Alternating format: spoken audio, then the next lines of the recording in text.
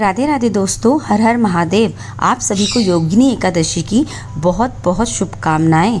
आज एकादशी कब है और एकादशी की कथा क्या है और पूजा में क्या विशेष हमें अर्पण करना चाहिए, हम सभी जानेंगे इस वीडियो में। आइए जानते हैं।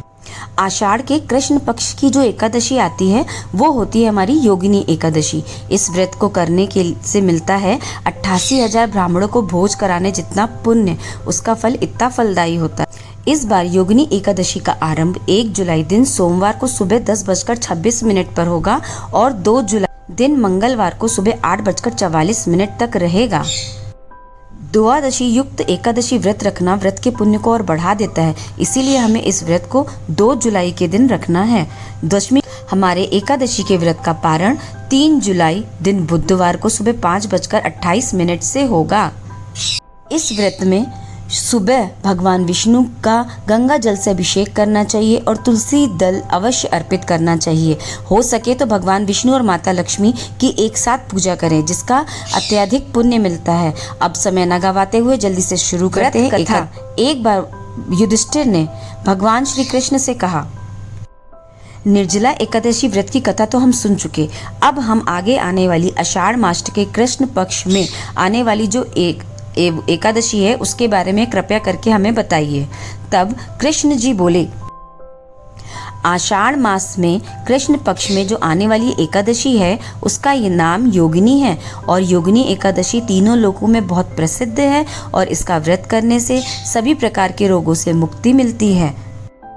अब मैं पाप नाशिनी पुराण की कथा कहता हूँ, तुम ध्यान पूर्वक सुनो युधिष्ठिर।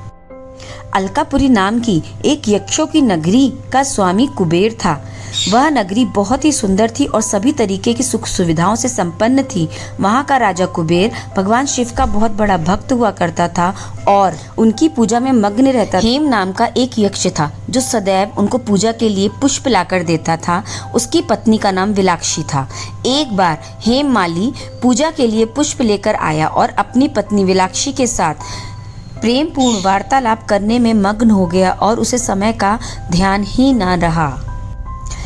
महाराज इंतजार करते रहे कि हेममाली अभी तक क्यों नहीं आया।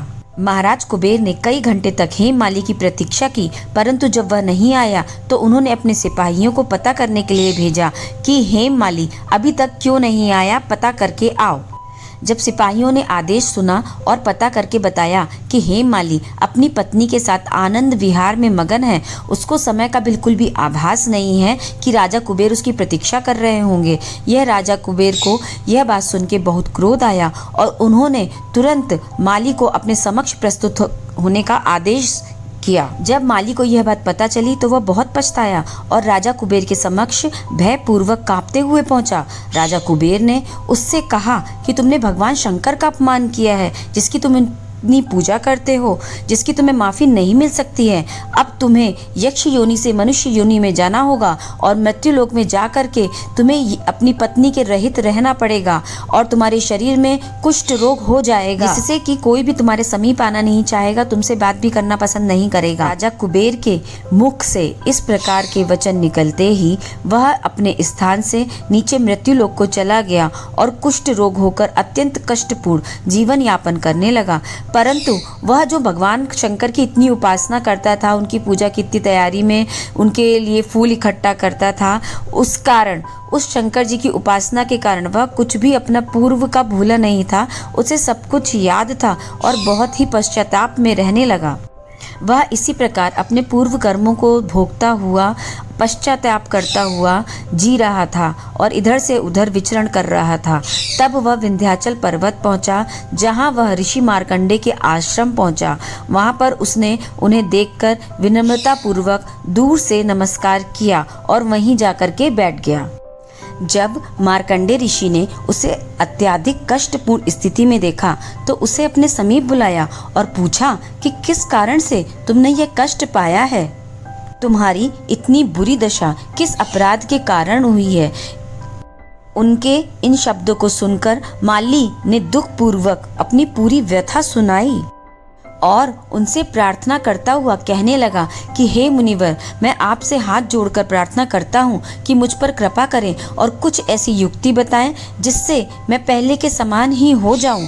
मार्कंडे ऋषि ने कहा, मैं तुम्हें एक व्रत का उपदेश देता हूँ और तुम ध्यान पूर्वक इस व्रत के बारे में सुनो और उसका अनुग्रहण करो।